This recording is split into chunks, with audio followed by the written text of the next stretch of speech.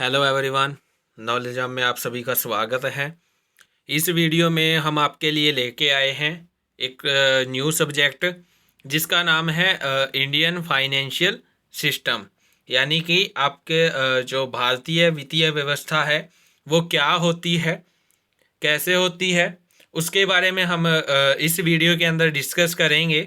उसका introductory part हम इसमें डिस्कस करेंगे। फाइनेंशियल सिस्टम के बारे में हम पढ़ेंगे कि वित्तीय व्यवस्था होती क्या है। तो ये आपका न्यू सब्जेक्ट है इंडियन फाइनेंशियल सिस्टम, जिसके बारे में हम आगे वीडियोस डालेंगे। तो पहले आज इसके इंट्रोडक्शन पार्ट से शुरुआत करते हैं कि आपका जो इंडियन फाइनेंशियल सिस्टम होता क्या है, इसके मीनिंग से हम शुरुआत करेंगे। तो क्या कहता है, financial system is called a set of institutions, plants and markets that encourage and collect saving and mobilize them for the most efficient use। कि आपका जो फाइनेंशियल सिस्टम है उसे क्या कहते हैं, अ सेट ऑफ इंस्टीट्यूशंस, संस्थाओं का एक क्या है, आपका समूह है। उसके अंदर आप प्लांट्स को शामिल करते हैं, आपके जो भी मार्केट्स होते हैं उसको हम फाइनेंशियल सिस्टम के अंदर क्या करते हैं, इंक्लूड करते हैं। उनका एक ऐसा समूह, एक ऐसा सेट जो क्या करता है, जो अभी आपकी सेविंग्स होती हैं उनको क्या करता है, एनकरेज करता है और उनको कलेक्ट करता है। ठीक है, तथा और क्या कहता है, mobilise them for the most efficient use. और इनका जो भी आपने सेविंग्स की है, जो भी आपने बचत की है, उनका क्या करता है, मोस्ट एफिशिएंट यूज ये क्या करता है, बनाता है। ठीक है, आपका जो वित्तीय प्रणाली जो होती है, फाइनेंशियल सिस्टम जो होता है, वो क्या होता है, आपका सेट ऑफ इंस्टीट्यूशंस होता है जिसमें प्लांट्स को भी शामिल किया जाता है, उसमें मार्केट्स को भी क्या किया जाता है, इंक्लूड किया जाता है। जो क्या करता है, जो भी आपकी सेविंग्स होती हैं उनको कलेक्ट करता है, उनको एनकरेज करता है, प्रोत्साहित करता है और क्या करता है, उनका एफिशिएंट यूज वो पॉसिबल बनाता है। ठीक है, उसके बाद क्या कहता है कि savers, intermediates and users of savings are include in this system. कि ये जो आपकी प्रणाली है इसके अंतर्गत आप सेवर्स, जो भी आपके इंटरमीडिएट्स हैं, जो भी मध्यस्थ हैं, और जो भी आपके प्रयोगकर्ताओं की, यूजर्स की क्या है, सेविंग्स हैं, उसको इसमें क्या किया जाता है, इंक्लूड किया जाता है, शामिल किया जाता है। उसके बाद इसकी एक डेफिनेशन दी गई है जो किसके अकॉर्डिंग है, अकॉर्डिंग टू शशि के गुप्ता। अब शशि के गुप्ता क्या कहती है कि financial system comprises of a set of sub system of financial institution, financial markets, financial instruments and service which help in the formation of capital. कि जो आपका फाइनेंशियल सिस्टम है उसके अंतर्गत, उसके अकॉर्डिंग जो भी आपकी वित्तीय संस्थाएं हैं, मीन्स जो भी आपके फाइनेंशियल इंस्टीट्यूशंस हैं, फाइनेंशियल मार्केट्स हैं यानी कि वित्तीय बाजार, और फाइनेंशियल इंस्ट्रूमेंट्स हैं, वित्तीय संसाधन, एवं जो भी आपके सर्विसेज हैं, सेवाएं हैं, ठीक है, उनका क्या है, एक समूह है, उसको इसमें क्या किया जाता है, शामिल किया जाता है, इंक्लूड किया जाता है। जो किसका काम करती हैं, हेल्प इन फॉर्मेशन, जो कि पूंजी निर्माण में क्या होती है, सहायता प्रदान करती हैं, वो आपके कैपिटल फॉर्मेशन में क्या होती हैं, हेल्पफुल होती हैं। उसके बाद क्या कहता है, it provide a mechanism by which savings are transformed into investment. अब ये क्या है, ये एक ऐसी व्यवस्था है, ये एक ऐसा सिस्टम है जिसके अंतर्गत जो आप सेविंग्स होते हैं उनको निवेश में, उनको इन्वेस्टमेंट्स में आप क्या कर सकते हो, ट्रांसफॉर्म कर सकते हो, उनको कन्वर्ट कर सकते हो, बदल सकते हो। ठीक है, तो ये आपका इंडियन फाइनेंशियल सिस्टम था।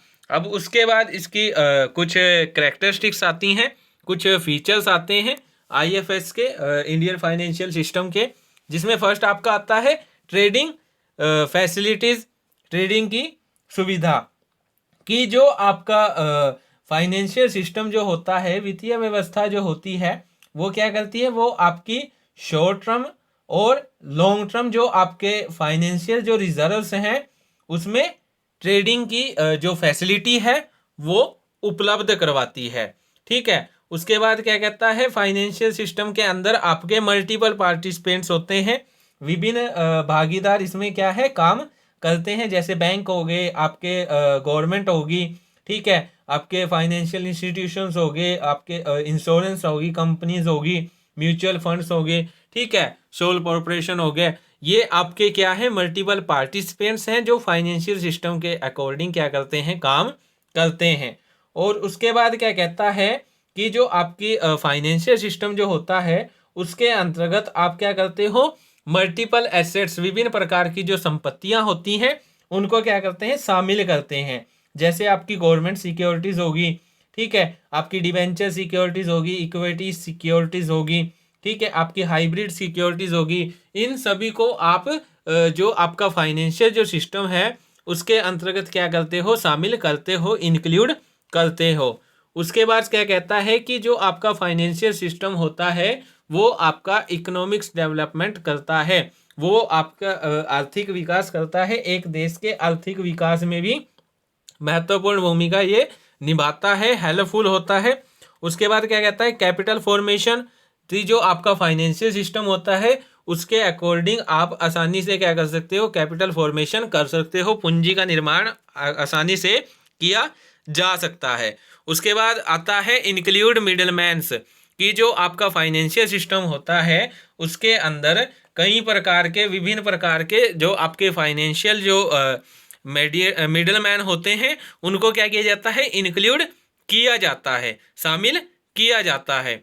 उसके बाद 7वां पॉइंट क्या कहता है, रिलेशनशिप बिटवीन सेवर्स एंड इन्वेस्टर्स, कि जो आपका फाइनेंशियल सिस्टम होता है वो आपका जो आपके सेवर्स होते हैं यानी कि बचतकर्ता जो होते हैं और जो आपके निवेशक होते हैं, इन्वेस्टर्स होते हैं, उनके बीच की क्या है, एक कड़ी है, उनके बीच में क्या करता है, संबंध स्थापित करता है। ठीक है, तो ये आपके कुछ फाइनेंशियल सिस्टम के वित्तीय व्यवस्था के कुछ क्या थी, विशेषताएं थी, उसके कुछ फीचर्स थे। अब उसके बाद इसका मोस्ट इम्पोर्टेंट टॉपिक आता है फाइनेंशियल सिस्टम का, वो आपका आता है कंपोनेंट्स का, कि जो आपके फाइनेंशियल सिस्टम है, जो आपकी वित्तीय व्यवस्था है, उसके कौन कौन से घटक हैं, क्या उसके कंपोनेंट्स हैं। मेनली आपके 3 होते हैं, instruments of financial system, financial market और फाइनेंशियल इंटरमीडिएटर्स। ठीक है, तो हम 1 बाय 1 सबको करेंगे। फर्स्ट आपका आता है instrument of the financial system. अब instrument of the financial system, अब इसमें क्या है, इसमें जो भी आपके वित्तीय व्यवस्था के जो भी इंस्ट्रूमेंट्स होते हैं, जो भी संसाधन होते हैं, उसको इसमें क्या किया जाता है, शामिल किया जाता है। इसमें आपके सारे ही आ जाते हैं, जैसे कि आपके प्राइमरी सिक्योरिटीज़ आ गई, सेकेंडरी सिक्योरिटीज़ आपकी इसमें इंक्लूड किए जाते हैं। उसके बाद आपके डिवेंचर्स आ गए, गवर्नमेंट सिक्योरिटीज़ के अकॉर्डिंग इसमें सारा कुछ आप क्या करते हो, इंक्लूड करते हो। ठीक है, फर्स्ट आपका क्या है, प्राइमरी सिक्योरिटीज़। अब जो आपकी प्राइमरी जो सिक्योरिटीज़ होते हैं उनको जो आपके रियल जो लोन जो होते हैं उनके रूप में इनको क्या किया जाता है, इशू किया जाता है। ठीक है, और इसमें आपका अंतिम उपयोगकर्ता होता है जो कि क्या करता है, लास्ट में आखिरी में इसका क्या करता है, यूज़ करता है। ठीक है, जो इसका एक्चुअल में यूज़ करता है वो आपका क्या होता है, अंतिम उपयोगकर्ता होता है। ठीक है, उसके बाद एंड यूज़र हम जिसे बोल देते हैं। अब उसके बाद आपका आता है सेकेंडरी सिक्योरिटीज़। सेकेंडरी सिक्योरिटीज़, ये जो सिक्योरिटीज़ होती हैं ये जो आपकी इनडायरेक्ट सिक्योरिटीज़ मानी जाती हैं, जो कि आपके फाइनेंशियल जो मिडिल मैन होते हैं उनके द्वारा क्या की जाती हैं, इशू किए जाते हैं। वो आपके कौन से हो सकते हैं, जैसे आपकी बीमा कंपनीज होगी, इंश्योरेंस कंपनीज होगी, बैंक हो गए, म्यूचुअल फंड हो गए। ठीक है, इनके द्वारा क्या किए जाते हैं, इशू किए जाते हैं। ठीक है, और जो आपके फाइनेंशियल जो मिडिल मैन होते हैं वो आपके इन्वेस्टर्स और जो आपके फाइनेंशियल रिजर्व्स होते हैं उनके बीच में वास्तविक उपयोगकर्ता यानी कि रियल यूजर्स के रूप में क्या करते हैं, रियल यूजर के बीच में मध्यस्थ का, मिडिल मैन का क्या करते हैं, काम करते हैं आपके जो आपके फाइनेंशियल मिडिल मैन हैं। ठीक है। अब सेकेंडरी सिक्योरिटीज में ही आपका फर्स्ट पार्ट आता है शेयर्स का। शेयर्स क्या है? कंपनी की जो पूंजी होती है उसको एक निश्चित यानी कि फिक्स अमाउंट पे क्या कर दिया जाता है, डिवाइड कर दिया जाता है। वो जो आपके डिवाइड जो किया जाता है उसके हर एक पार्ट को, एवरी पार्ट को क्या कहा जाता है? शेयर्स कहा जाता है। ये आपके दो टाइप्स के होते हैं, प्रेफरेंस शेयर्स और इक्विटी शेयर्स। प्रेफरेंस शेयर्स में शेयर्स होते हैं जिसमें जो इनके होल्डर्स होते हैं उनको इक्विटी शेयर्स के होल्डर से पहले क्या किया जाता है, सारा अधिकार दिए जाते हैं। मीन्स उनको लाभों में से, यानी कि जो भी आपके प्रॉफिट्स होते हैं उनमें से पार्ट उनको इक्विटी शेयर से पहले दिया जाता है। ठीक है। और डिसोल्यूशन के दशा में क्या है, उनका सबसे पहला क्या किया जाता है? भुगतान किया जाता है, सबसे पहले इनकी पेमेंट की जाती है। उसके बाद आपके इक्विटी शेयर्स होते हैं। इक्विटी शेयर्स जो एक्चुअल में क्या होते हैं? कंपनी के ओनर होते हैं। ठीक है। और इनका जो काम होता है, इनको जो भी दिया जाता है, जैसे डिविडेंड जो दिया जाता है या डिसोल्यूशन में जो भी इनकी पेमेंट होती है वो प्रेफरेंस शेयर्स के बाद की जाती है। उसके बाद आता है डिवेंचर्स। डिवेंचर्स जो होते हैं वो आपके ऋण पत्र होते हैं जो कि एक कंपनी की लोन लेने में क्या करते हैं? हेल्पफुल होते हैं, उसकी सहायता करते हैं। ठीक है। जो डिवेंचर्स होते हैं वो आपकी लोन से रिलेटेड एक्सेप्टेंस दिलवाने में हेल्पफुल होते हैं। और ये लोन जो कंपनी होती है वो कहाँ से प्राप्त करती है? पब्लिक से प्राप्त करती है। और इन डिवेंचर्स के ऊपर एक इंटरेस्ट जो है वो कंपनी क्या करती है? पे करती है। अब उसके बाद आता है गवर्नमेंट सिक्योरिटीज, यानी कि सरकारी प्रतिभूतियां। कुछ गवर्नमेंट सिक्योरिटीज नीचे दी गई हैं जिसको हम वन बाय वन डिस्कस करेंगे। फर्स्ट आता है आपका ट्रेजरी बिल। ट्रेजरी बिल जो होता है ये आपकी शॉर्ट टर्म लोन सिक्योरिटी होती है। और इसे जो आपका रिजर्व बैंक होता है, इंडियन रिजर्व जो बैंक है, वो क्या करता है? सेंट्रल गवर्नमेंट की ओर से इसे इशू करता है। इसकी जो टाइम पीरियड जो होता है वो 14 डेज का भी हो सकता है, 91 डेज का भी हो सकता है, और 182 डेज का भी हो सकता है, और 364 डेज का भी हो सकता है। लेकिन इन द प्रेजेंट जो आपका 14 डेज का जो टाइम पीरियड है वो अब नहीं किया जाता, क्योंकि वो बहुत ही ज़्यादा शॉर्ट पीरियड हो जाता है। ठीक है। उसके बाद ट्रेजरी बिल के बाद आपका आता है कैश मैनेजमेंट बिल, यानी कि नगद प्रवाह बिल। अब ये जो बिल होते हैं, कैश मैनेजमेंट जो बिल होती हैं, ये सरकार जो होती है, गवर्नमेंट होती है, ये तब इशू करती है जब जो सरकार के पास जो भी कैश पड़ा है उसमें क्या है? इनबैलेंस हो रहा है। ठीक है। उसको बैलेंस करने के लिए जो सरकार है वो क्या करती है? कैश मैनेजमेंट बिल इशू करती है। और इनका जो टाइम पीरियड होता है वो 91 डेज का होता है। उसके बाद आता है डेटेड गवर्नमेंट सिक्योरिटीज, आवधिक सरकारी प्रभूतियाँ। ये जो सिक्योरिटीज होती हैं वो गवर्नमेंट के द्वारा आपकी लॉन्ग टर्म के लिए की जाती हैं, इशू की जाती हैं। और ये जो सिक्योरिटीज होती हैं इनका जो अंकित मूल्य होता है उनके ऊपर जो इंटरेस्ट होता है, इंटरेस्ट जो पे किया जाता है वो क्या होता है? फिक्स होता है। ठीक है। और ये जो इंटरेस्ट होता है वो एक फिक्स टाइम पीरियड के अंदर, यानी कि एक फिक्स टाइम पीरियड के बाद क्या किया जाता है? पे किया जाता है। वो फिक्स टाइम पीरियड आपका मैक्सिमम 6 मंथ होता है। और ये जो आपकी सिक्योरिटीज़ होती हैं ये आपकी लॉन्ग टर्म होती है, और इनकी मैक्सिमम जो पीरियड होता है वो आपका 40 ईयर्स का होता है। ठीक है। उसके बाद आता है सर्वन गोल्ड बॉन्ड स्कीम, यानी कि सार्वभौम स्वर्ण बॉन्ड योजना।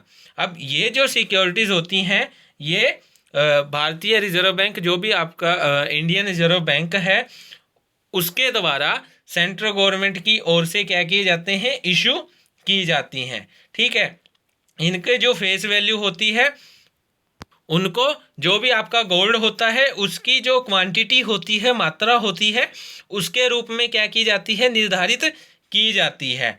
ठीक है। ये जो आपके बॉन्ड होते हैं ये 1 ग्राम आपका जो गोल्ड होता है उसके गुणांक में क्या किए जाते हैं, खरीदे जाते हैं। ठीक है, जो पर्सन आपका गोल्ड में इन्वेस्टमेंट करना चाहता है उसके लिए ये बहुत ही अच्छे बॉन्ड माने जाते हैं।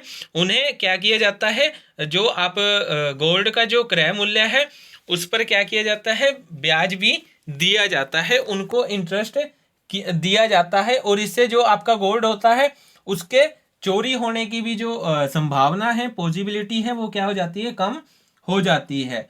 उसके बाद आता है स्टेट डेवलपमेंट डेट सिक्योरिटीज, राज्य विकास ऋण प्रतिभूतियां। अब ये जो सिक्योरिटीज होती हैं वो जो आपकी स्टेट गवर्नमेंट जो होती है उसके द्वारा नीलामी, यानी कि नीलामी के द्वारा बोली के द्वारा क्या की जाती हैं, इशू की जाती हैं। ठीक है, और इनकी जो फेस वैल्यू होती है उनके ऊपर 6 मंथ के बाद क्या किया जाता है, ब्याज दिया जाता है, इंटरेस्ट दिया जाता है, और मैच्योरिटी डेट को क्या किया जाता है, मूल राशि का जो भी अमाउंट होती है उसकी रीपेमेंट की जाती है। ठीक है, स्टेट गवर्नमेंट मार्केट से लोन लेने के बदले इन्हें क्या करती है, इशू करती है। तो ये आपकी क्या थी, स्टेट डेवलपमेंट डेट सिक्योरिटी, ये आपकी कुछ गवर्नमेंट सिक्योरिटीज थी। अब उसके बाद कुछ अदर सिक्योरिटीज आती हैं, जिसमें आपका फर्स्ट आता है कॉमर्शियल पेपर। कॉमर्शियल पेपर क्या कहता है, ये जो आपका पेपर होता है, कॉमर्शियल पेपर जो होता है वो आपका शॉर्ट टर्म में सिक्योरिटीज लेने के लिए क्या किया जाता है, यूज किया जाता है। ये आपका एक तरह से क्या होता है, प्रोमिसरी नोट होता है, और ऐसी कंपनी जिनकी जो नेट एसेट्स है वो मिनिमम 5 करोड़ है, ठीक है, वो क्या कर सकती है, कॉमर्शियल पेपर को इशू कर सकती हैं। ठीक है, इसकी जो मैच्योरिटी डेट होती है वो 7 डेज से लेकर आपकी 1 ईयर तक होती है। यह एक क्या है, आपका मनी मार्केट का एक मैकेनिज्म माना जाता है। उसके बाद आता है सर्टिफिकेट डिपॉजिट। सर्टिफिकेट डिपॉजिट यानी कि जमा प्रमाण पत्र, जो कि आपके अनुसूचित जो कॉमर्शियल बैंक होते हैं और जो भी आपके फाइनेंशियल जो इंस्टीट्यूशन होते हैं उनके द्वारा आपके शॉर्ट टर्म लोन को लेने के लिए क्या किए जाते हैं, इशू किए जाते हैं। ठीक है, ये आपके क्या होते हैं, नेगोशिएबल होते हैं। इनको आप क्या कर सकते हो, जो भी इनकी मैच्योरिटी डेट जो होती है उससे पहले किसी अदर पर्सन को आप इन्हें सेल कर सकते हो। ठीक है, और इनकी जो डेट होती है वो 7 डेज से लेकर 1 ईयर तक हो सकती है। ठीक है, अब उसके बाद आपका आता है इन्फ्लेशन इंडेक्स्ड बॉन्ड्स। ये आपके ऐसे बॉन्ड्स होते हैं जिनके ऊपर जो इंटरेस्ट दिया जाता है वो आपका इन्फ्लेशन के अकॉर्डिंग दिया जाता है। और ये जो आपके बॉन्ड होते हैं ये आपके होलसेल जो प्राइस इंडेक्स होते हैं उनके साथ क्या होते हैं, जुड़े होते हैं। इसके ऊपर जो ब्याज की जो रेट होती है, वो इंटरेस्ट की जो रेट होती है वो आपकी इन्फ्लेशन के अकॉर्डिंग क्या की जाती है, एडजस्ट की जाती है। जैसे जैसे इन्फ्लेशन होता है वैसे वैसे ही इसकी जो इंटरेस्ट जो रेट है वो क्या होती रहती है, चेंज होती रहती है। अब उसके बाद आपका आता है इक्विटी वॉरेंट्स। अब इक्विटी वॉरेंट्स जो होते हैं वो क्या है, आपके जो डिबेंचर्स होते हैं उनके साथ इशू कर दिए जाते हैं, उनके साथ इनको लगा दिया जाता है।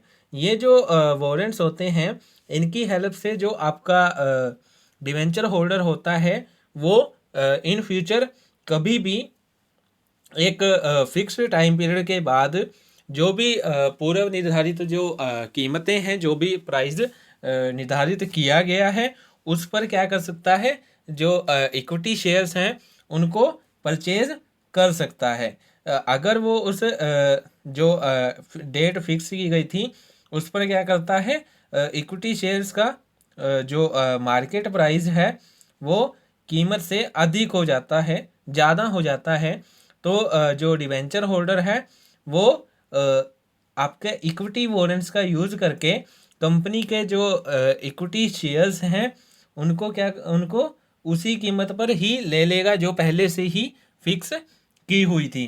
ठीक है, फिर चाहे उनका बाज़ार में जो मूल्य है चाहे वो कम है चाहे ज़्यादा है, लेकिन वो उसी कीमत पे उनको परचेज करेगा जो पहले ही निर्धारित की गई थी, पहले ही डिसाइड की गई थी।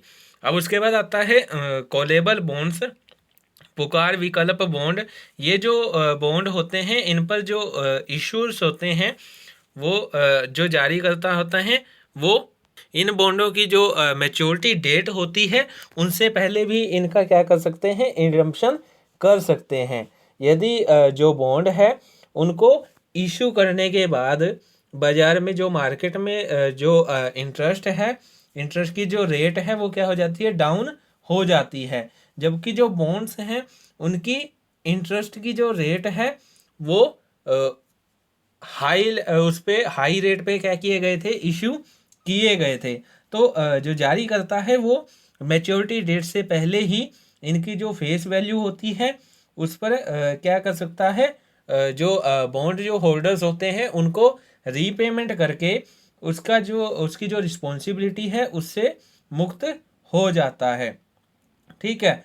उसके बाद आपका आता है bonds with the put option, विक्रय विकल्प बॉन्ड। ये जो बॉन्ड होते हैं इन पर जो आपके बॉन्ड होल्डर्स होते हैं उनको ये विकल्प दिया जाता है, यदि वे चाहें तो मैच्योरिटी डेट से पहले ही जो बॉन्ड्स होते हैं उनकी जो अमाउंट है उसकी वापसी की मांग कर सकते हैं, उसकी रिटर्न की वो डिमांड कर सकते हैं। लेकिन लॉक इन पीरियड से पहले उनकी जो वापसी की मांग नहीं की जा सकती। लॉक इन जो पीरियड जो डिसाइड किया गया है उससे पहले ही उनके रिटर्न की डिमांड नहीं की जा सकती। ठीक है। और अगर ऐसा होता है कि जो बॉन्ड जो इशू किए गए थे उनको इशू करने के बाद बाज़ार में जो इंटरेस्ट की जो रेट है वो क्या हो गई है, ज़्यादा हो गई है, बढ़ गई है। लेकिन जबकि जो ये बॉन्ड थे इनको शुरू में क्या है, लो इंटरेस्ट पे क्या किया गया था, इशू किया गया था। तो इस केस में जो आपका बॉन्ड का जो होल्डर होता है उसके पास आपका बॉन्ड्स विद पुट ऑप्शन होता है, जिसका वो यूज़ करके जो भी उसने इन्वेस्टमेंट की है उसको वापस ले सकता है। ठीक है। उसके बाद आपका आता है डीप डिस्काउंट बॉन्ड, गहरी छूट बॉन्ड। ये भी एक तरह के आपके ज़ीरो कूपन बॉन्ड होते हैं। इनकी जो फेस वैल्यू होती है वो काफ़ी कम मूल्य पर क्या की जाती है, इशू की जाती है। लो वैल्यू पर, लो प्राइस पे क्या की जाती है, इशू की जाती है। इनकी जो मैच्योरिटी डेट होती है वो काफ़ी क्या होती है, लंबी होती है। लॉन्ग टर्म के लिए ये क्या किए जाते हैं, इशू किए जाते हैं। और ये जो बॉन्ड्स होते हैं ये आपके जो सार्वजनिक वित्तीय संस्थाएं होती हैं, पब्लिक फाइनेंशियल इंस्टीट्यूशन जो होते हैं वो इन्हें क्या करते हैं, ज़्यादा इशू करते हैं। और इनकी जो फेस वैल्यू होती है, जो इनकी इशू वैल्यू होती है, उनके बीच में जो डिफरेंस होता है वो भी बहुत ज़्यादा होता है। इसीलिए इन्हें क्या कहते हैं, डीप डिस्काउंट बॉन्ड कहते हैं। उसके बाद आता है फ्लोटिंग रेट बॉन्ड्स, चल दर बॉन्ड्स। अब ये जो बॉन्ड्स होते हैं इन बॉन्डों पर जो इंटरेस्ट होता है, रेट ऑफ इंटरेस्ट होता है, वो किसी दूसरे रेट से क्या किया जाता है, दिया जाता है। ठीक है।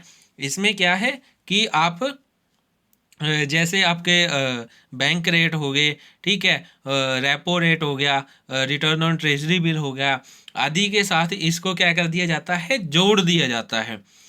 उसके बाद इन बेसिस को आपस में जोड़ के उसके बाद ही आपके जो बॉन्ड्स होते हैं उन पर इंटरेस्ट की पेमेंट की जाती है। और ये जो बॉन्ड्स होते हैं इन पर जो रेट ऑफ इंटरेस्ट होता है वो आपका फ्लेक्सिबल होता है, फ्लोटिंग होता है, अस्थिर होता है, वो आपका फिक्स नहीं होता है। उसके बाद आता है कैश इक्विवेलेंट बॉन्ड्स, नकद तुल्य बॉन्ड्स।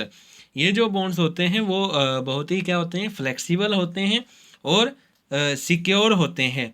और इन्हें कभी भी क्या है, मार्केट में बेचकर आप कैश में क्या कर सकते हैं, कन्वर्ट कर सकते हैं। आपके जो कैश इक्विवेलेंट बॉन्ड्स होते हैं इनको कभी भी मार्केट में बेचा जा सकता है और कैश में कन्वर्ट किया जा सकता है।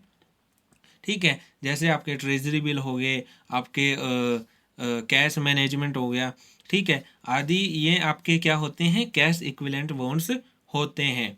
उसके बाद आपका आता है जीरो कूपन बॉन्ड्स, शून्य कूपन बॉन्ड्स। ये जो आपके बॉन्ड्स होते हैं इनके ऊपर किसी भी प्रकार का इंटरेस्ट नहीं दिया जाता। इशू करता जो होता है इन्हें इसकी फेस वैल्यू से कम पर जारी करता है। ठीक है, और जब इसकी मैच्योरिटी डेट आती है तो जो इन्वेस्टर होता है उसको कंप्लीट जो फेस वैल्यू होती है उस पर इसकी पेमेंट कर दी जाती है। ठीक है, और इसका जो फेस वैल्यू होती है और जो इसका इशू प्राइस होता है, फेस प्राइस जो होता है और इसका जो इशू प्राइस जो होता है उसके बीच में जो डिफरेंस होता है वही इन्वेस्टर के लिए क्या होता है, प्रॉफिट होता है। उसके बाद आपका आता है रेगुलर इनकम बॉन्ड। ये जो आपके बॉन्ड होते हैं इनके जो रेट ऑफ इंटरेस्ट की जो पेमेंट होती है वो एक निश्चित टाइम पीरियड में किए जाते हैं, रेगुलर टाइम पीरियड के अकॉर्डिंग की जाती है। जैसे कि हर 6 महीने बाद कर दी जाएगी, 3 महीने बाद की जाती है। लेकिन इनकी जो टाइम पीरियड जो होता है वो आपका 6 मंथ का होता है और इन पर जो रेट ऑफ इंटरेस्ट होती है वो भी क्या होती है, प्री डिटरमाइंड होती है, पूर्व निर्धारित होती है। ठीक है, इनको क्या कहते हैं, एक तरह से रिटायरमेंट बॉन्ड जो होते हैं उनको इस बॉन्ड के अंदर क्या किया जाता है, इंक्लूड किया जाता है, इन्हीं का ही एक पार्ट इसे माना जाता है।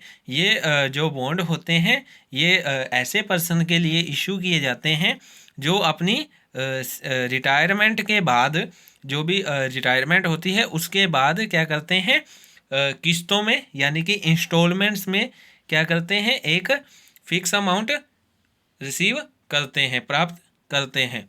उसके बाद आपका आता है स्टॉक एक्सचेंज इंडेक्स्ड बॉन्ड। ये जो बॉन्ड होते हैं ये आपके बॉम्बे स्टॉक एक्सचेंज जो होता है, बॉम्बे सेंसिटिव इंडेक्स या आपका जो नेशनल स्टॉक जो एक्सचेंज इंडेक्स है उनके साथ क्या होते हैं, ये जुड़े होते हैं। ठीक है, इसमें क्या है, इसमें सेंसेक्स जो होता है उसमें किसी भी प्रकार का जो भी आपका चेंज आता है उसके अकॉर्डिंग ही जो इन्वेस्टर होते हैं उनको रिटर्न दिया जाता है। ठीक है, उसके बाद आपका आता है टैक्स सेविंग्स बॉन्ड्स। ये जो बॉन्ड्स होते हैं ये इन्वेस्टमेंट करने से जो इन्वेस्टर होते हैं वो अपने टैक्स जो पे करते हैं उससे वो क्या कर सकते हैं, बचत कर सकते हैं, उससे सेविंग वो क्या कर सकते हैं, अपनी बढ़ा सकते हैं। ये जो आपके बॉन्ड्स होते हैं ये एक तरह से जो निवेशक होते हैं उनकी आयकर में बचत करने के लिए यूज़ किए जाते हैं। ठीक है, इनकी जो मैच्योरिटी डेट होती है वो आपकी ज़्यादा से ज़्यादा आपकी 5 वर्ष की होती है, 5 ईयर्स की इस पर मैच्योरिटी डेट होती है और इसकी जो रेट ऑफ इंटरेस्ट होती है वो 6.5% होती है। ठीक है, और जो आपका कैपिटल गेंस बॉन्ड है वो भी आपका एक टैक्स सेविंग बॉन्ड्स का क्या है, एग्जाम्पल माना जाता है। ठीक है, तो ये आपका टैक्स सेविंग बॉन्ड्स था। अब उसके बाद आपका आता है हाइब्रिड सिक्योरिटीज़। हाइब्रिड सिक्योरिटीज़ कौन सी होती हैं, जिसमें 2 या 2 से अधिक जो भी 2 और मोर सिक्योरिटीज़ की जो फीचर्स होते हैं उनको आपस में क्या कर दिया जाता है, जोड़ दिया जाता है, वो आपकी क्या होती हैं, हाइब्रिड सिक्योरिटीज़ होती हैं। जैसे आपने हाइब्रिड कंप्यूटर के बारे में पढ़ा होता है ना, हाइब्रिड कंप्यूटर कौन सा होता है, जो दोनों का मिक्सचर होता है, सेम ऐसे ही होता है हाइब्रिड सिक्योरिटीज़। ये भी आपका 2 और मोर सिक्योरिटीज़ का उनकी जो विशेषताएं होती हैं उनका क्या होता है, मिक्सचर होता है। ये मेनली जो आपकी जो लोन सिक्योरिटीज़ होती हैं और आपकी इक्विटी जो सिक्योरिटीज़ होती हैं उनका क्या होता है, मिक्सचर होता है। ठीक है, इन्हें आप इनोवेटिव सिक्योरिटीज़ भी कह सकते हैं क्योंकि इसमें जो आपकी लोन सिक्योरिटीज़ होती हैं और जो आपकी इक्विटी सिक्योरिटीज़ होती हैं उनको मिक्सचर करके एक नया रूप तैयार किया जाता है। ठीक है, इसमें जो इन्वेस्टर होता है वो आप अपनी मैच्योरिटी डेट से पहले ही इन बॉन्ड से जो अमाउंट है वो रिटर्न लेने का अधिकारी होता है। उसको ये राइट होता है कि वो मैच्योरिटी डेट से पहले ही अपनी अमाउंट को रिटर्न करवा सकता है, लेकिन लॉक इन पीरियड से पहले वो अपनी अमाउंट को रिटर्न नहीं करवा सकता। ठीक है, तथा इसके ऊपर जो रेट ऑफ इंटरेस्ट होती है वो भी इन्फ्लेशन के अकॉर्डिंग क्या कर दी जाती है, कन्वर्ट कर दी जाती है, क्योंकि ये सारों का मिक्सचर है। हाइब्रिड जो आपकी सिक्योरिटी है ये सारों का मिक्सचर है, इसमें सभी प्रकार की जो फीचर्स हैं, जो करेक्टरिस्टिक्स हैं, उनको क्या किया जाता है, इंक्लूड किया जाता है। उसके बाद आता है बैंकर्स एक्सेप्टेंस, यानी कि बैंकर स्वीकृति। जब जो बैंक है वो क्या करता है, अपनी क्लाइंट की ओर से बिल के ऊपर क्या करता है, एक्सेप्टेंस देता है, तो उसे क्या कहते हैं, बैंकर्स एक्सेप्टेंस कहते हैं। इसके अकॉर्डिंग जो बैंक जो होता है वो क्या करता है, निर्धारित तिथि को, जो भी अमाउंट जो भी आप डेट क्या करते हो, फिक्स करते हो, उसमें क्या है, एक व्यक्ति विशेष को निर्धारित राशि भुगतान करने का क्या करता है, प्रॉमिस करता है। ठीक है, ये जो प्रॉमिस है उसको एक प्रकार की बैंक गारंटी भी कह सकते हैं, कि बैंक गारंटी देता है कि वो एक फिक्स डेट पर उस पर्सन को अमाउंट की पेमेंट कर देता है। ठीक है, उसके बाद आपका आता है कॉमर्शियल बिल आता है। कॉमर्शियल बिल जो कि आपका बिजनेस जो यूनिट्स होते हैं उसके द्वारा जो भी आप कॉमर्शियल क्या करते हो, लेन देन करते हो, जो भी ट्रांजेक्शन करते हो, उसके अकॉर्डिंग वो क्या कर दिए जाते हैं, इशू कर दिए जाते हैं। ये एक तरह का प्रॉमिसरी नोट होता है, या बिल ऑफ एक्सचेंज भी आपका हो सकता है। जब जो आपका क्रेता है वो क्या करता है, उधार माल यानी कि एक्रूअल बेस पे वो क्या करता है, गुड्स को क्या करता है, परचेज करता है। पर वो क्या करता है, वो सेलर जो होता है उसको आश्वासन दिलाता है कि वो एक फिक्स डेट पर एक फिक्स अमाउंट की उसको क्या कर देगा, पेमेंट कर देगा। तो ये आपका एक तरह का क्या होता है, प्रॉमिसरी नोट होता है, आश्वासन पत्र कहलाता है। तो ये आपके अभी फर्स्ट पार्ट ही आपका कंप्लीट हुआ है, जिसमें हमने आपके जितने भी आपके फाइनेंशियल जो इंस्ट्रूमेंट्स थे, जो भी आपके वित्तीय प्रणाली के जो सेंटर थे, उनके बारे में हमने अभी डिस्कस किया है। उसके बाद जो सेकंड कंपोनेंट आता है फाइनेंशियल सिस्टम का, वो आपका आता है फाइनेंशियल मार्केट, यानी कि वित्तीय बाजार। अब जो वित्तीय बाजार जो होता है, फाइनेंशियल मार्केट जो होता है, वो आपका ऐसा मार्केट होता है जहाँ क्या है, जो भी आपके फाइनेंशियल इंस्ट्रूमेंट्स हैं उनके अंदर क्या किए जाते हैं, सारे ट्रांजैक्शन किए जाते हैं, उनके अंदर ही सारी लेन देन किए जाते हैं। ठीक है, और जो आपका फाइनेंशियल जो मार्केट होता है, इसके अंदर जो भी आपके इंस्टीट्यूशन होते हैं वो शॉर्ट टर्म के लिए और लॉन्ग टर्म के लिए क्या करते हैं, जो भी आपके फाइनेंशियल इंस्ट्रूमेंट्स होते हैं उसमें निवेश करते हैं, उसमें इन्वेस्टमेंट करते हैं, तथा उधार लेने के लिए क्या करते हैं, एक व्यवस्था, एक सिस्टम को क्या करते हैं, इस्टेब्लिश करते हैं। ठीक है, उसके बाद आपका क्या कहता है कि जो फाइनेंशियल मार्केट होता है वो आपका दो टाइप सा होता है। फर्स्ट आता है इंडियन मनी मार्केट और दूसरा आपका होता है इंडियन कैपिटल मार्केट। अब इंडियन मनी मार्केट क्या होता है, यानी कि मनी मार्केट से अभिप्राय एक ऐसे ऑर्गेनाइजेशन से है जो आपके विनिमय पत्र जो होता है और जो भी आपकी शॉर्ट टर्म जो गवर्नमेंट सिक्योरिटीज़ होगी, ठीक है, बैंकर्स एक्सेप्टेंस होगी, आदि के माध्यम से क्या करता है, शॉर्ट टर्म लोन लेने के लिए, ठीक है, और या फिर शॉर्ट टर्म लोन देने के लिए क्या करता है, काम करता है। ठीक है, इसके अंतर्गत जो भी आपके शॉर्ट टर्म्स के जो इंस्ट्रूमेंट्स होते हैं, जो लोन देते हैं या लेते हैं, उसको इंडियन मनी मार्केट में क्या किया जाता है, शामिल किया जाता है। ठीक है, उसके बाद आपका आता है Indian capital market. Indian capital market वो आपका मनी मार्केट से उल्टा है। मनी मार्केट में आप शॉर्ट टर्म के लिए सारे काम करते हो, लेकिन जो आपका कैपिटल मार्केट होता है उसमें आप लॉन्ग टर्म के लिए क्या करते हो, सारे काम करते हो। ठीक है। उसके बाद आपका आ गया फाइनेंशियल इंटरमीडिएटर्स, ये वित्तीय मध्यस्थ हम जिन्हें बोल देते हैं। अब वित्तीय मध्यस्थ जो आपके होते हैं वो भी आपके टू टाइप्स के होते हैं।